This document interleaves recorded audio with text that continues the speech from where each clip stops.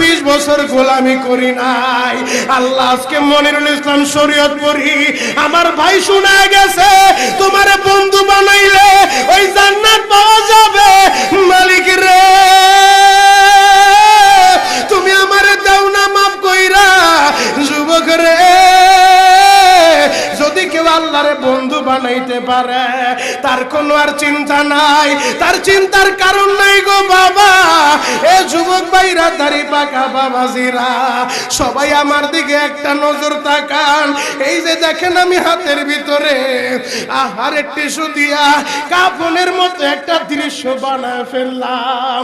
এমন একটা কাপড় আপনার শরীরে একদিন উঠে যাবে, আমার শরীরেও একদিন উঠে যাবে।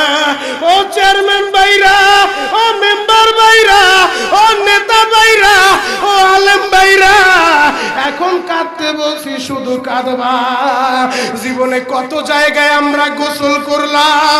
আহারে কক্সেস বাজার ঘুরতে যাইয়া সমুদ্রের ভিতরে গোসল করলা, কুয়াকাটায় ঘুরতে যাইয়া সমুদ্রে গোসল করলা। এই যে মাদ্রাসার পুকুরটা ভরাট করছে মসজিদের জন্য, বিশাল বড় মুখের ভিতরে। আহারে তুরস্কের জমিনে গতকালকে একটা নিউজ দেখলাম গো বাবা, 119 ঘন্টা পরে যখন ওই ভূমিকম্পে বিল্ডিং গুলা তো ভেঙে ফেলছে, ওই বিল্ডিং থেকে যারা উদ্ধার করতেছে উদ্ধার কর্মীরা একটা ফ্যামিলি থেকে 5 জন মানুষ বের করছে 119 ঘন্টা পর। এখন আল্লাহ তাদের জীবিত রাখছে। যুবক রে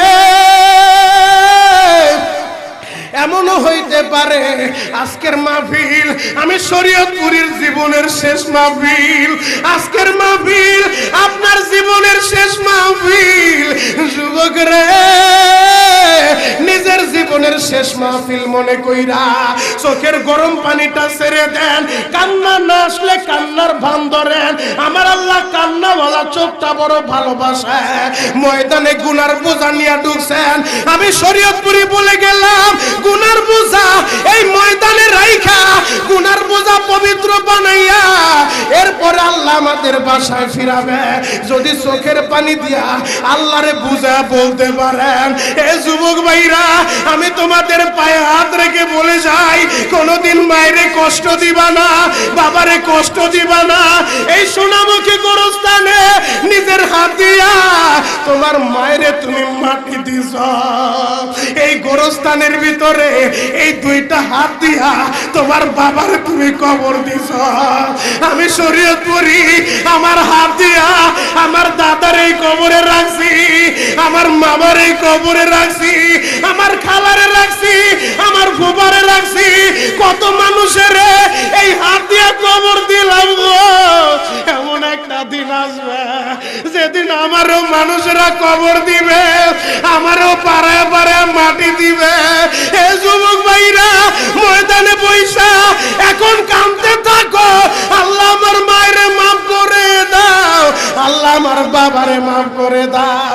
এ যুবক ভাইরা, হাজী সাহেব বাবাজিরা ডানে বামে নজর নাই, এক নজরে তাকায় থাকেন গো বাজান। আমরা মুসলমান, আল্লাহ তাআলা দয়া করে মুহাব্বত করে ভালোবেসে আমাদেরকে দিয়েছেন আল কোরআন। আল্লাহ আমাদেরকে এত দামি বানাইছে, সর্বশ্রেষ্ঠ নবীর সর্বশ্রেষ্ঠ উম্মত বানাইয়া এই দুনিয়ার জমিনে পাঠাইছে। কথা বলেন ঠিক কি না? অতএব বাবার বাড়ি আমাদের জান্নাতে।